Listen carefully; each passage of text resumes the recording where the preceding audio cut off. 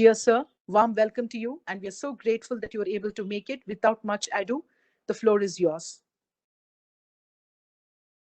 Thank you very much, Dr. Sapna.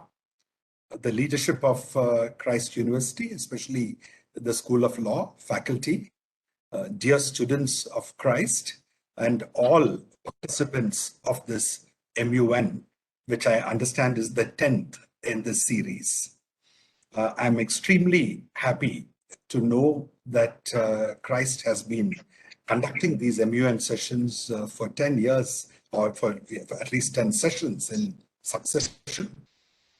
And I'm very grateful to the university, to the faculty, and in particular to young Gautam Suja Satish, who was the one who reached out to me and asked if I would be willing to join this session and be part of it. Let me say that I have, whenever I've had an opportunity, always tried to participate in MUN sessions because I think they are one of the best trainings that a young person can have in terms of public affairs. They're also the best training that anyone can have in both building self-confidence, learning to develop ideas and to articulate them, to argue a point, but yet most important, to come together and forge a consensus.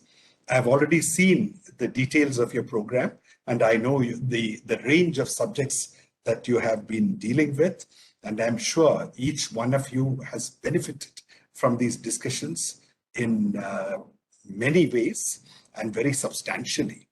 But more than anything else, what I would like to say is that Model UN should teach you the importance of constant, persistent striving for peace in the face of even the worst of adversities, when everything is going wrong. Like Mahatma Gandhi, the father of our nation, used to say and do, you never should give up nonviolence. Similarly, the international community, young people like you, should never, ever lose your faith in the cause of peace, in the cause of nonviolence. All of you, I'm sure, are watching the news, reading the newspapers. You know what is happening in Ukraine. You know about the attack by Russia upon Ukraine, which is now creating the fears that it could even turn into a third world war. And let us hope that it does not happen so, and why wisdom prevails. But this entire crisis, which has led in many ways to a total upsetting of the international world order, is an example as to why people like you should understand the UN, should learn about the UN, and should practice how to bring people of different convictions, different countries, different faiths, different cultures together in a common endeavor for our humanity. The United Nations is not the world government. The United Nations was built on the ashes of the League of Nations, which was created after the First World War. The League of Nations was a big failure. It could not prevent the Second World War from happening.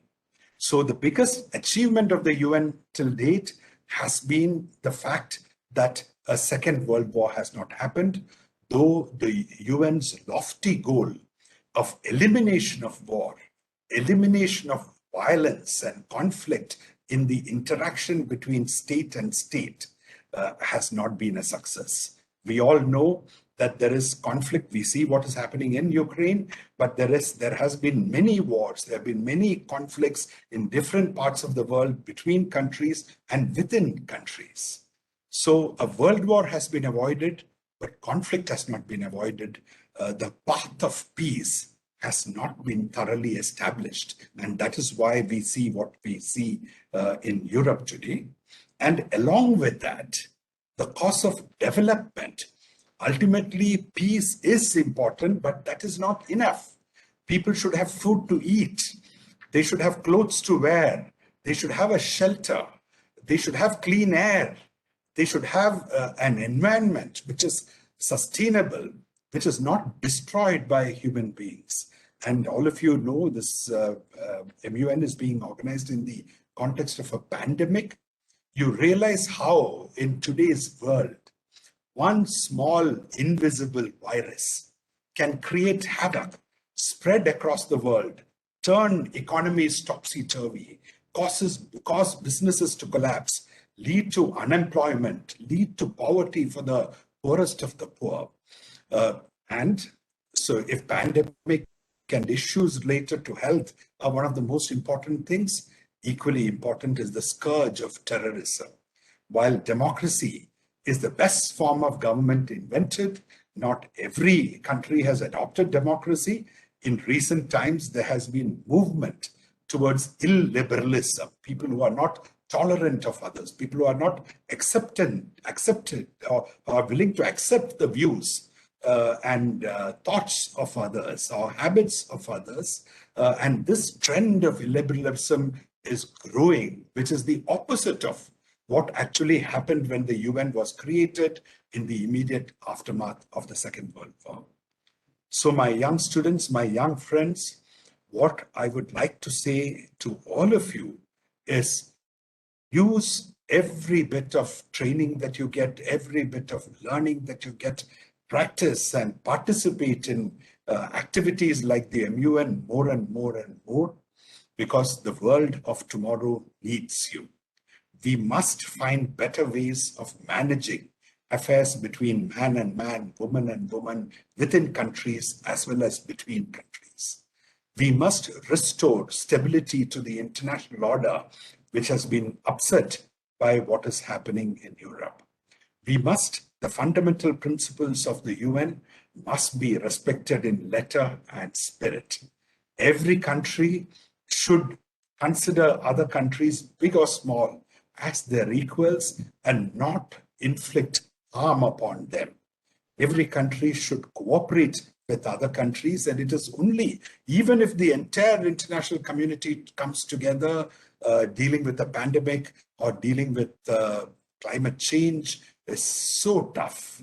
So the world is passing through a very difficult place right now, a very difficult time right now, when the need for young minds, for idealistic people, people with passion and determination in their hand to change the world into a better place, to change the world into a country or a world of our dreams. Rabindranath Tagore wrote, "Into that heaven of freedom, my father, let my country awake." It's a beautiful stanza from Rabindranath Tagore, which forms part of the Gitanjali, and I would commend each one of you to read it. And while Tagore wrote about it for his country, this is true for the entire world. Tagore said, "Let the world not be broken into narrow fragments." So let us not have a divided world. Let us not have a broken world. Let us not have a world where people hate each other, people fight with each other, people exploit each other. Let us truly, every religion, every culture, every civilization teaches the highest of values, but ultimately man fails them. Man through his frailty, man through his actions, man through his unwillingness or inability to stand up to his convictions, fails the world, fails societies, fails countries. So that should change. And it is you, young people, who should lead this stage. I'm delighted to have this opportunity to come and speak to you. I wish each and every one of you the very best in your studies, in your career in the future.